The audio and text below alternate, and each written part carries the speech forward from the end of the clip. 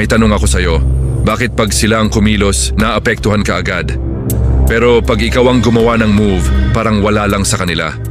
Simple lang, kilala ka nila. Pero ikaw, hindi mo sila kilala. Sa totoo lang, hindi power ang hinahanap mo, control. At walang control ang taong hindi marunong manuri.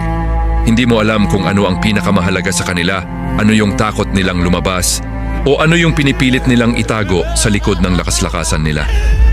Ito ang twist, yung taong pinakamalakas ang boses. Madalas yun ang may pinakamarupok na ugat. Yung pinakamayabang, yun ang pinaka-insecure. Yung pinakatahimik.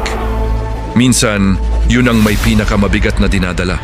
At dito, pumapasok ang batas na ayaw nilang malaman mo. Law 33. Discover each man's weakness. Hindi ka uunlad hanggat hindi mo natutuklasan kung ano ang nagbibigay ng power sa bawat tao. At kung ano ang bumabasag sa kanila. Paano mo malalaman? Hindi sa pakikipag-away. Hindi sa pagsigaw. Hindi sa pag-challenge ng ego nila. Kundi sa tahimik na obserbasyon. Sa mga bagay na inuulit nila. Sa salita nilang paulit-ulit nilang dinideny. Sa mga taong sobra nilang kinakapitkan. Sa reaksyong mas malakas kaysa sa sitwasyon. Doon mo makikita ang bitak.